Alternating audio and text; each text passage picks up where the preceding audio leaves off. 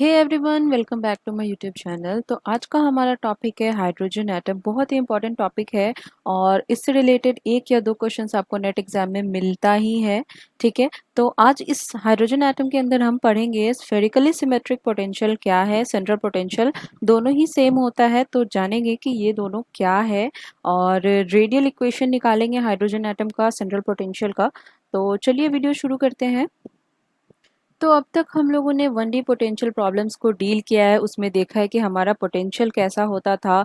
Deep potential well होता था, finite, infinite, step potential, rectangular barrier. तो वो सारे पोटेंशियल्स का बात हो चुका है। तो यहाँ पे एक नया पोटेंशियल है जिसको कि हम लोग बोलते हैं स्फेरिकली सिमेट्रिक पोटेंशियल। स्फेरिकली मतलब स्फेयर, सिमेट्रिक मतलब ये आपस में सिमेट्रिक सिस्टम है, और पोटेंशियल मतलब उसका पोटेंशियल, उसका फोर्स कितना है। ठीक है, an important problem in quantum mechanics is that of a particle in spherically symmetric potential, that is potential that depends only on the distance between the particles and a defined center point। ठीक है, तो दोनों के बीच का जो distance है, particles के बीच का जो डिस्टेंस है, उसी को यहाँ पे हम लोग कंसिडर करते हैं, बाकी चीजों को कंसिडर नहीं करते हैं। ऐसा पोटेंशियल को अगर हम लेते हैं तो उसको हम बोलते हैं स्फेरिकली सिमेट्रिक पोटेंशियल। ठीक है, potential that depends only on the distance between the particles. ठीक है, in particular, if the particle is an electron and the potential is derived from Coulomb's law, then the problem can be used to describe a hydrogen atom or hydrogen-like atom। ठीक है, तो अगर हम देखते हैं कि पार्टिकल हमारा electron है और पोटेंशियल जो है वो कूलम्ब लॉ से आ रहा है, तो उस प्रॉब्लम को हम हाइड्रोजन एटम के तौर पे ले सकते हैं। Here the coulombic force which is potential. ठीक है, तो यहाँ पे कोलम्बिक फोर्स जो है वो है हमारा पोटेंशियल। तो ये देखिए, ये इस तरह से जो रोटेशन हो रहा है, तो इसके कारण हमें यहाँ पे स्फेरिकल स्फेरिकल कोऑर्डिनेट सिस्टम लेना पड़ेगा। यहाँ पे कार्टेशियन कोऑर्डिनेट सिस्टम से हमारा काम नहीं चलने वाला है। तो इस यहाँ से हाइड्रोजन एटम का डिस्कशन में हम लोग स्फेरिकली सिमेट्रिक पोटेंशियल में हम लोग स्फेरिकल कोऑर्डिनेट सिस्टम का यूज करेंगे। ठीक है, तो चलिए देखते हैं radial equation of hydrogen atom कैसे आएगा। तो हमारा टॉपिक है स्फेरिकली सिमेट्रिक पोटेंशियल या central potential. Spherically symmetric potential को हम सेंट्रल पोटेंशियल भी बोलते हैं। ठीक है, we consider a particle of mass m moving in three dimension under the influence of a force exerted by another particle located at the origin। ये line को आप समझिएगा, एक पार्टिकल है जिसका मास m है, वो थ्री डायमेंशन में मूव कर रहा है। किसके इन्फ्लुएंस से? एक फोर्स एक्सर्ट हो रहा है जो एक दूसरा पार्टिकल उस पे एक्सर्ट करा रहा है, जो कि ओरिजिन पे है। ठीक है, इसका मतलब ये हाइड्रोजन एटम का केस हो सकता है। हमारा न्यूक्लियस पे प्रोटॉन है और इलेक्ट्रॉन पे वो फोर्स लगा रहा है। सो the force is represented by F vector is equal to minus del VR, where R is the distance of the particle from the origin। ठीक है, तो जो स्फेयर का है वो सेंटर से लेके जो दूर का डिस्टेंस है इलेक्ट्रॉन तक का, वो है हमारा R vector। If V of R depends only on R and not on the theta and phi is called spherically symmetric potential और सेंट्रल पोटेंशियल। देखिए, ये लाइन काफी इंपॉर्टेंट है। अगर हमारा पोटेंशियल सिर्फ R पे डिपेंड कर रहा है तो, और थीटा फाइव पे डिपेंड नहीं कर रहा है, तो उसको हम स्फेरिकली सिमेट्रिक पोटेंशियल बोलेंगे या फिर सेंट्रल पोटेंशियल बोलेंगे। ठीक है, so V of R vector is equal to V of R not on the V of theta and V of five. तो यहाँ पे मैं आपको बता दूं कि स्फेरिकली सिमेट्रिक पोटेंशियल में हम लोग स्फेरिकल कोऑर्डिनेट सिस्टम का यूज़ कर रहे हैं, क्योंकि कार्टेशियंस का यहाँ पे बात नहीं हो पाएगा, वहाँ से हमें रिजल्ट नहीं मिल पाएगा, इसलिए यहाँ पे हम R थीटा फाइव को लेंगे। ठीक है, so the time independent Schrodinger equation for a particle moving in a spherically symmetric potential। spherically symmetric potential यहाँ पे coulombic force है। ठीक है, ये वो पोटेंशियल है जो एक इलेक्ट्रॉन एक प्रोटॉन के बीच में जो फोर्स लग रहा है वो पोटेंशियल है। ठीक है, in polar coordinate is given by del square psi of are theta five plus two mu divided by h cut square. यहाँ पे म्यू मैंने इसलिए लिया है क्योंकि हम टू बॉडी प्रॉब्लम्स को डील कर रहे हैं। तो mu is equal to mu one plus mu two, mu is equal to m one plus m two divided by m one plus m two. ठीक है, तो यहाँ पे इसके बारे में हम आगे भी डिस्कस करेंगे कि यहाँ पे म्यू क्यों आया है। So e minus v of are psi of are theta five is equal to zero. तो ये इक्वेशन 2 हो गया और ये हमारा इक्वेशन 1 है। Now del square in spherical polar coordinate system is given by, तो डेल स्क्वायर को हम स्फेरिकल पोलर कोऑर्डिनेट सिस्टम में कैसे लिखते हैं? देखिए, कुछ इस तरह का इक्वेशन आता है हमारा। ये कहाँ से आया है, इसका भी एक ट्रिक है।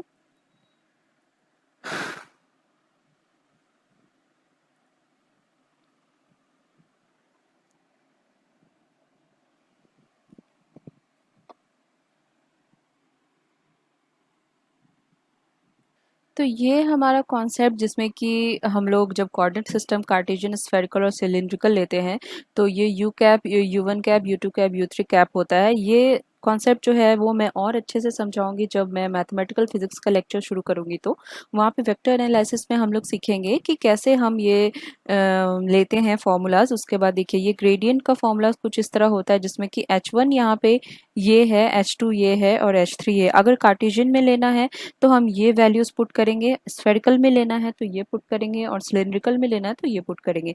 ये ग्रेडियंट है और ये डाइवर्जेंस है और ये जो है हमारा वो कर्ल है और ये हमारा लैप्लेशियन। तो अभी हमें सिर्फ इससे मतलब है, ठीक है। आप इसको बस याद रखिए। यहाँ पे होता है 1/H1 H2 H3, ये स्फेरिकल में हम लोग ले रहे हैं, ठीक है। तो H1 H2 H3 का वैल्यू हम वहाँ से पुट करेंगे, फिर बाकी ये जितना फॉर्मूला है हम वहाँ से पुट करेंगे तो हमें लैप्लेशियन का फॉर्मूला मिल जाएगा। So here putting the value of del square in equation two में हम लोग डेल स्क्वायर का वैल्यू डाल देंगे जो श्रोडिंगर वेव इक्वेशन है हमारा, ठीक है।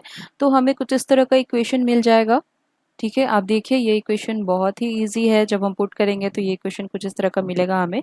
As we know that l vector is the orbital angular momentum and l square is the square of orbital angular momentum. ये बताने की ज़रूरत नहीं है क्योंकि मैंने एंगुलर मोमेंटम वाले वीडियो में आपको बहुत अच्छे से समझाने की कोशिश की है। तो प्लीज़ आप वो वीडियो देख लो अगर आपने वो वीडियो नहीं देखा है तो।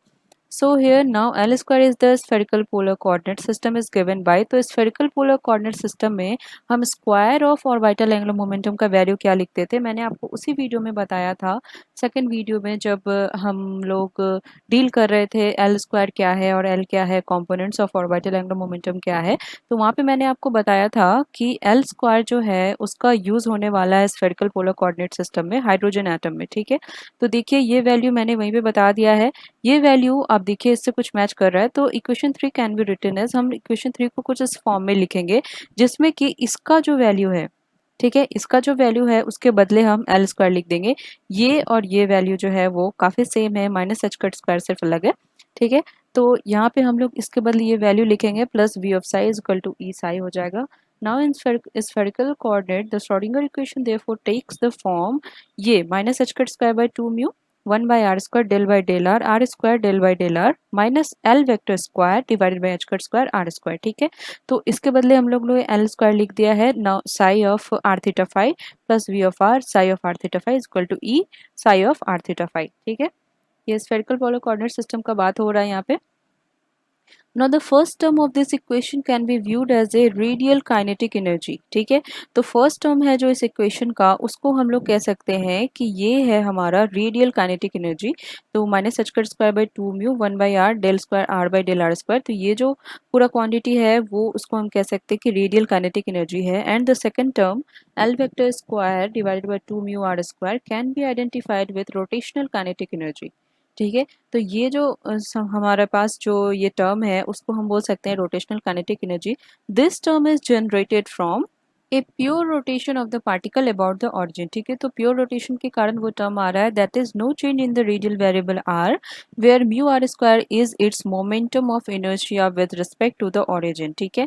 तो ये काफ़ी इंपॉर्टेंट पॉइंट है। आप देखिए प्योर रोटेशन जो हो रहा है पार्टिकल का अबाउट द ऑरिजिन उसके कारण वो टर्म आ रहा है। तो आगे बढ़ते हैं। देखिए in equation 5 since v of x does not depend on r theta and phi and l square contains the derivatives of theta and phi, so we can solve this differential equation by separation variable methods। तो separation variable method को लगा के हम ये equation को solve कर सकते हैं। we can write psi of r theta phi in terms of parts in two parts as following, ठीक है। तो दो पार्ट में हम लिख सकते हैं psi of N L M R theta five is equal to R N L R Y L M theta phi, ठीक है। यहाँ पे देखिए एन एल एम जो है वो क्या है, एन है हमारा प्रिंसिपल क्वांटम नंबर, एल है हमारा ऑर्बिटल क्वांटम नंबर और एम है हमारा मैग्नेटिक क्वांटम नंबर। ये मैंने बहुत अच्छे से फर्स्ट वीडियो में मैंने बताया है इंट्रोडक्शन, जिसमें कि एंगुलर मोमेंटम और वाइटल एंगुलर मोमेंटम का इंट्रोडक्शन वीडियो है, ठीक है। तो वो वीडियो काफ़ी इंपॉर्टेंट है ये सब सारे कॉन्सेप्ट को समझने के लिए। तो यहाँ पे देखिए एक नोट पॉइंट है कि एल स्क्वायर को जब हम इस ऑपरेटर पे अप्लाई करते हैं तो हमें मिलता है lambda into Y L M theta phi, जहाँ पे कि लैम्डा का वैल्यू है L into L plus one H cut square. काफ़ी बार मैंने ये बता दिया है कि एल स्क्वायर का आइगन वैल्यू जो होता है L into L plus one H cut square होता है, ठीक है। तो अगर आपने पिछला वीडियोस नहीं देखा है तो प्लीज़ उसे देख लें, क्योंकि यहाँ पे आपको थोड़ी सी दिक्कत हो सकती है, क्योंकि यहाँ पे टर्म सब जो है वो सिर्फ डायरेक्ट लिखा गया है। ठीक है, तो यहाँ पे एल स्क्वायर का आइगन वैल्यू है L into L plus one H cut square. तो यहाँ पे देखिए इस इक्वेशन में ये जो पार्ट है उसको हम बोलते हैं रेडियल वेव फंक्शन, और ये जो पार्ट है उसको हम बोलते हैं स्फेरिकल हार्मोनिक्स। ठीक है, note that the orbital angular momentum of A system moving in A central potential, याद रखिएगा, note that orbital angular momentum of A system moving in A central potential is conserved. तो दोनों का commutation relation जो होता है वो zero होता है, कम्यूट करता है। ठीक है, now putting the values of equation 6 in equation 5 we get, तो equation 6 का वैल्यू अगर हम equation 5 में पुट करेंगे तो हमें क्या मिलेगा। तो इस इक्वेशन में जो यहाँ पे psi of are theta phi है उसके जगह पे हम लोग ये लिख देंगे R N L as a function of R and Y L M as a function of theta and phi. ठीक है, यहाँ पे ये लिखेंगे, फिर इसके जगह पे भी हम लोग लिखेंगे, फिर यहाँ पे भी हम लोग लिखेंगे इक्वल टू में। ठीक है, now let us divide the whole equation by R N L as a function of r and ylm as a function of theta phi, and also here there are only derivative of r। यहाँ पे देखिए ये जो है वो derivative of r है, so we can consider Y L M theta phi as a constant. यहाँ पे हमारा r का फंक्शन नहीं, यहाँ पे सिर्फ r की ही बात हो रही है इक्वेशन में। ठीक है, और यहाँ पे इसमें हमारे r का कोई जिक्र नहीं है, इसीलिए हम लोग इसको कांस्टेंट मान सकते हैं। सो हेंस इक्वेशन बिकम्स, हम लोग इसको बाहर ले सकते हैं। ठीक है, और ये हमारा क्योंकि r का फंक्शन है तो हम इसको बाहर नहीं ले सकते, हमें इसको यहाँ पे रखना पड़ेगा। ठीक है, तो इसको यहाँ पे रखेंगे, उसके बाद फिर देखिए हम लोग डिवाइड करेंगे इसको, ये हमारा कुछ इक्वेशन इस तरह से मिलेगा, फिर ये इक्वेशन ऐसे मिलेगा। उसके बाद not dividing R N L R and Y L M theta phi, तो दोनों को डिवाइड करेंगे तो ये कट जाएगा आपस में, नीचे बच जाएगा बस आर एन एल आर, और यहाँ पे भी ये आर आर कट जाएगा, ये हम रहने देंगे क्योंकि इसका यूज़ होगा हमें आगे। उसके बाद फिर ये सारा इक्वेशन हमारा कट जाएगा। उसके बाद आप देखिए one by R N L R as a function of R यहाँ पे हमें बच गया, और यहाँ पे ये वाला फंक्शन यहाँ पे आ गया, और l square y L M theta phi और two mu are square y L M theta phi plus we of r, ये सारा क्वांटिटी कट गया और ये भी कट गया। ठीक है, तो एल स्क्वायर को जब हम इस पे अप्लाई करते हैं तो हम जानते हैं कि उसका आइगन वैल्यू क्या होता है, L into L plus one H cut square by L M theta phi. ठीक है, तो इसके बदले जब हम इस पे अप्लाई करेंगे तो इसके बदले हम ये पूरा क्वांटिटी लिख सकते हैं, putting this value in the above equation we get. जब हम वो वैल्यू पुट करेंगे तो हमें कुछ इस तरह का इक्वेशन मिलेगा, ये हमारा वाई एल एम और वाई एल एम नीचे में कट जाएगा। ठीक है, तो ये हमारा इक्वेशन हो जाएगा जिसमें कि L into L plus one H cut square R N L R हमें बच गया बस, और ये जो है हम ऊपर में मल्टीप्लाई कर देंगे, देखिए ये जो है ये सबके साथ आ जाएगा। ठीक है, तो ये कुछ इस तरह का इक्वेशन हमारा मिल जाएगा, जिस जो है हमारा आइगन फंक्शन यहाँ पे r N L R as a function of r है। Now introducing the concept of equivalent operator, यहाँ पे हम एक इक्विवेलेंट ऑपरेटर का कॉन्सेप्ट को इंट्रोड्यूस कराएंगे क्योंकि हमें ये सॉल्व करना है। ठीक है, ये तो हमारा कांस्टेंट हो गया, सिर्फ ये क्वांटिटी को हम देखेंगे कि इसके अकॉर्डिंग हमारा इक्विवेलेंट ऑपरेटर क्या है।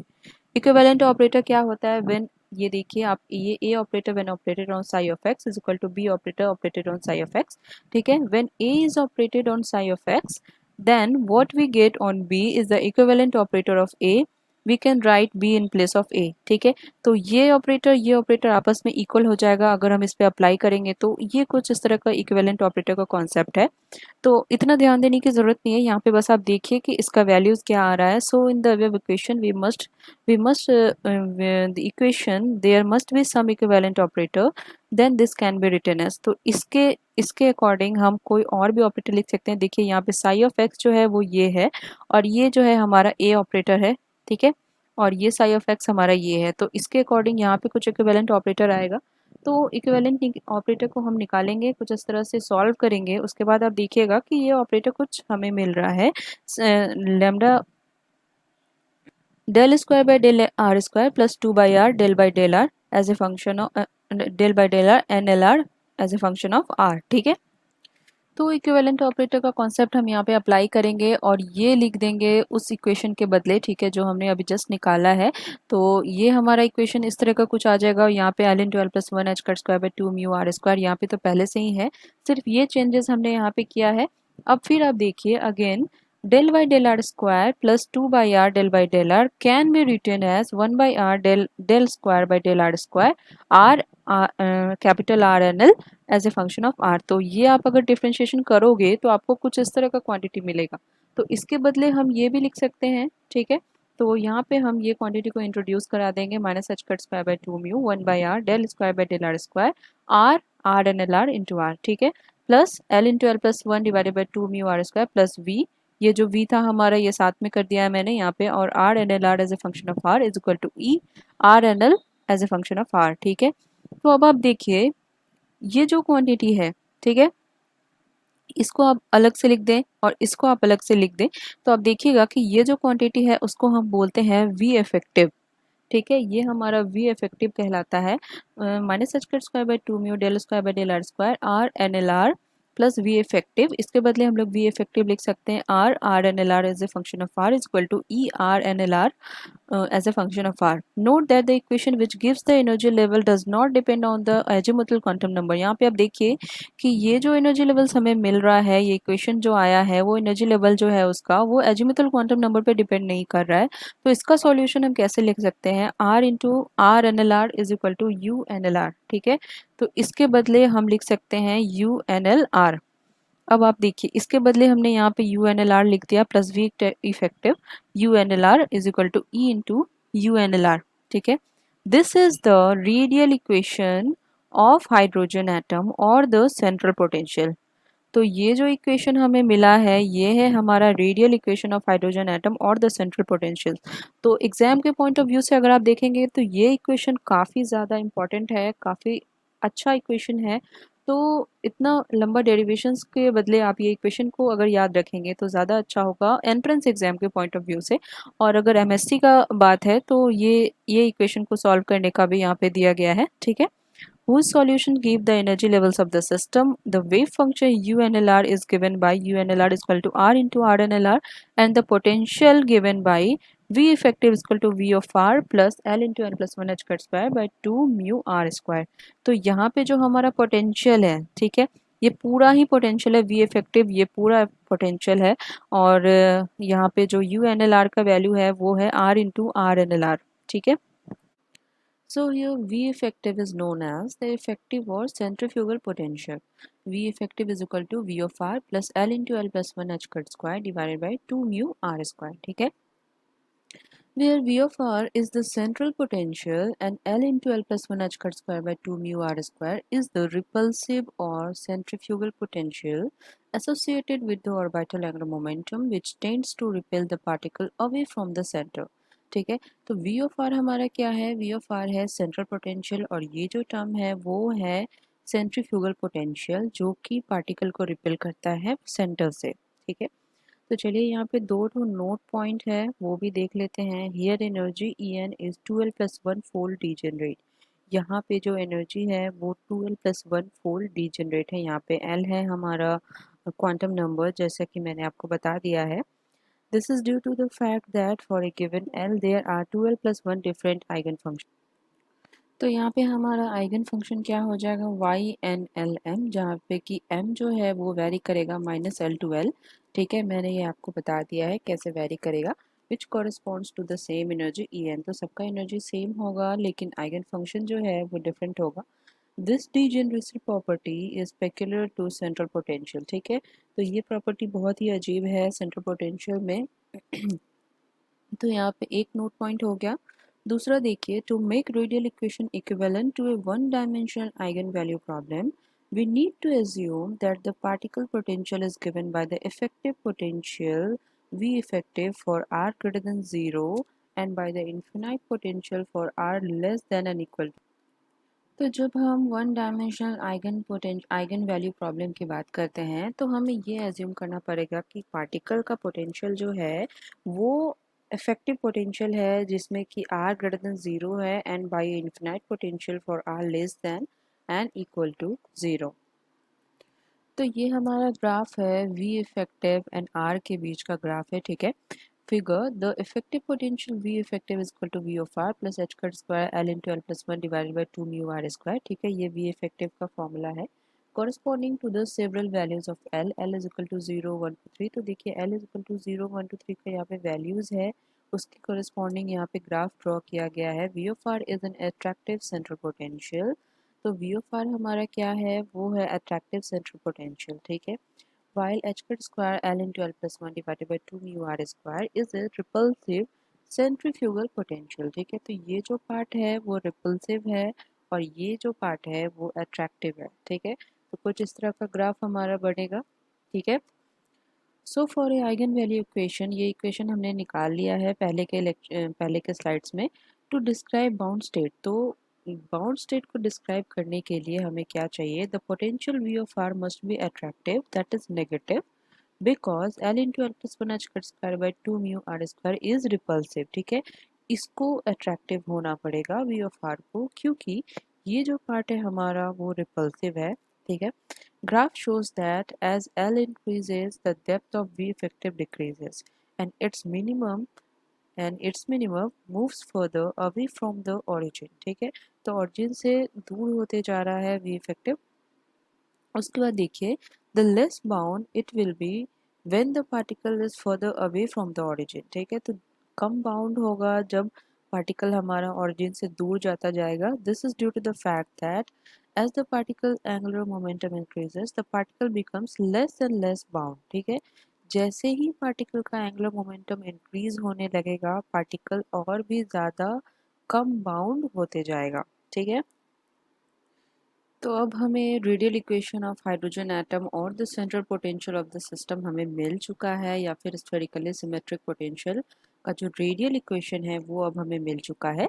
तो अब हम क्या करेंगे, हाइड्रोजन एटम के लिए रेडियल इक्वेशन निकालेंगे, जिसमें कि हम लोग वी इफेक्टिव में यहाँ पे जो वी ऑफ आर है उसमें हम लोग पुट करेंगे माइनस के ई स्क्वायर बाई आर, ठीक है। क्योंकि हाइड्रोजन एटम का पोटेंशियल उतना ही होता है, तो यहाँ पे हम लोग पुट करेंगे तो हमें रेडियल इक्वेशन मिलेगा हाइड्रोजन एटम का। उसके बारे में हम लोग अगले वीडियो में डिस्कस करेंगे, ठीक है। तो इस वीडियो में आई होप कि आपको ये वीडियो अच्छे से समझ में आया हो। अगर अच्छा लगा तो प्लीज़ इस वीडियो को लाइक करें, शेयर करें, कमेंट करें, ठीक है। और मिलते हैं अगले वीडियो में अगले नए टॉपिक के साथ, जो है हमारा हाइड्रोजन एटम, ठीक है। तब तक के लिए thanks for watching and bye bye.